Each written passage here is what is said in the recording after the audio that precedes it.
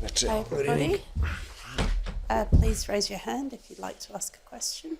James? Novak, I don't know if I've ever seen a penalty shootout celebrated on a tennis court quite like that. Yeah. How aware were you of what was going on in the match? And do you think it's strange that people technically can't watch the football at Wimbledon? It's not on the TV anywhere.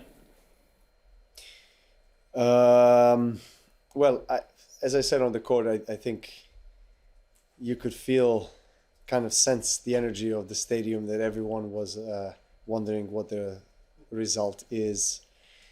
And I was expecting it to come. You know, if England was to score or to win, a huge eruption of the positive emotions and cheering will come from the stadium, which happened. So I assumed that England won at that point. And then, we kind of, Popyrin and I did a little fun mocking with shooting a penalty, and then he kind of reached for it. So it was a fun moment, and I think then we could actually focus on, along with the crowd, on the tennis match. But it was a big match, obviously, and it happened in the middle of our match when it started. And then once the roof was closed, obviously the atmosphere became even more loud and electric, as it always is. And as for your second question regarding the airing of football on the TV, I'm surprised as well. I don't know if it was aired or not, but I was hearing somebody all the way up in one of the maybe press commentary booths. There was quite a bit of noise. I guess that person was following closely what was happening in the penalty shootout. So I guess when England was scoring, then he shouted, and then the whole section of the stadium kind of laughed, and so it was going kind of for a few minutes. But then obviously when they won, it was a big eruption. So yeah, good for them. Willie? Sure. Novak, you haven't had the situation in this tournament yet, but what do you make of 5-set matches and the keys to thriving in them and the importance to the game? Well, 5-set matches is nowadays you can only see them in Grand Slams, right? So that's what I guess excites both players and the crowd. Most of the people love to see it. We as players like to play it, maybe not that often, but I think at times to see an exciting 5-set match, like for example the one that I can highlight, was one of the most exciting matches I've ever played in my life, the 5-setter against Federer here in finals of Wimbledon in 2019. That was, I think, the first year they introduced a 12-all tiebreak. And we used it right away the first year, in the finals. So it was an incredible match with some match points saved. And, if that match was best of 3, yes, I was 2-1 up, but I think it would be quite different because he was a better player. So I kind of, when you know that you have, even if you're 2-love or 1 down, like Rune was here today, who was my next opponent, he was 2-love down, he's not out, he can still win. And I think if you're physically fitter, I guess, than your opponent, or have more experience than your opponent in best of 5, it still gives you a sense of confidence and tranquility, even though you're 2-love down. Of course, there's a sense of urgency, but you still feel like, okay, that there's still quite a lot of time for me to kind of bounce back. And throughout my career, I've had quite a few matches where I was coming back from 2-love or 2-1 down, and winning record, mostly positive score in a 5th setter. So I enjoyed those throughout my career, and I think they're important aspect of the history and of the future as well of the sport. So I would support it, particularly in the latter stages of the Grand Slam. I've seen there's been quite a lot of debate on that, and you guys have been asking a lot of players what they think, whether the best of five should be turned into best of three on slams. I don't think so. I think they should stay best of five. The only thing that I'm maybe thinking it could be good to consider is the opening rounds. They could go best of three, and then you move into the hybrid of best of fives from the fourth round of quarters. I don't know. That's just me, my thinking. But I think best of five, particularly in the last 3-4 rounds of a slam, you need to keep.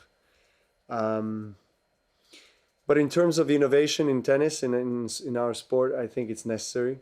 I think we have to, other than slams, we have to figure out how to attract younger audience.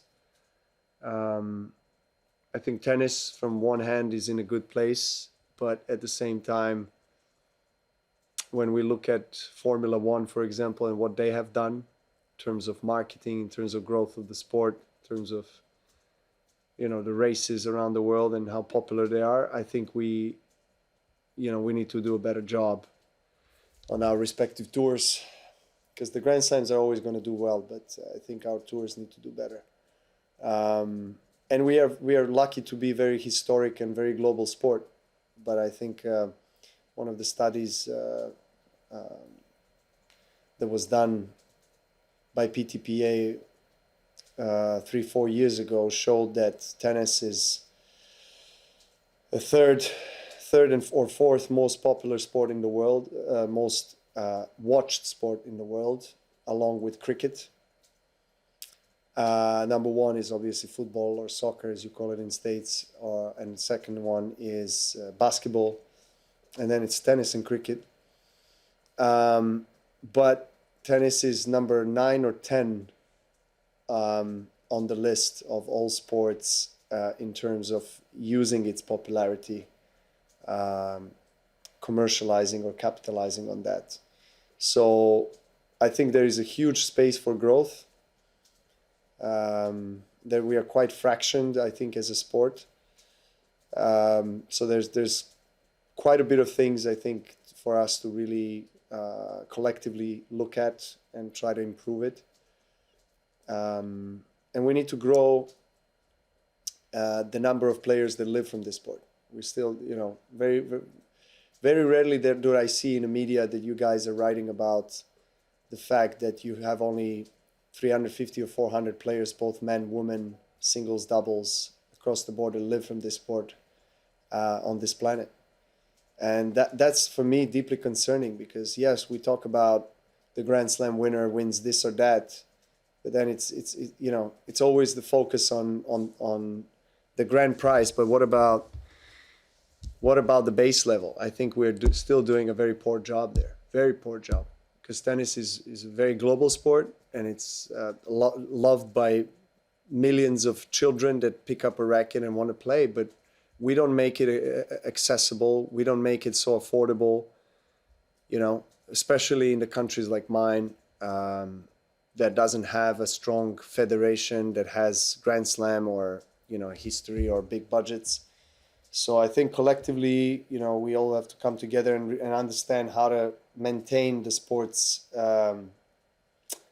let's say, foundation, or create a new foundation, a cornerstone of really what tennis is about, which is the base level, right? The club level. And now we have the Padel, or Padel, as you call it in the States, that is growing and emerging, and people kind of have fun with it and say, yeah, but tennis is tennis. Tennis is a king or queen of all the racket sports. That's true. But on a club level, tennis is endangered. And if we don't do something about it, as I said, globally or collectively, Padel, pickleball in States, they're going to convert all the tennis clubs into Padel and pickleball, and because it's just more economical. You have one tennis court, you can build 3 paddle courts on one tennis court. You do the simple math, it's just much more financially viable for an owner of the club to have those courts. So those are just some of the things that I wanted to share, but in a grand scheme of things, I feel like we need to address all of this I feel like challenges and issues for us, really, because they have been out there for a while, but I don't think we have been addressing them in a proper way. Thank you. I will move on to questions in Serbian.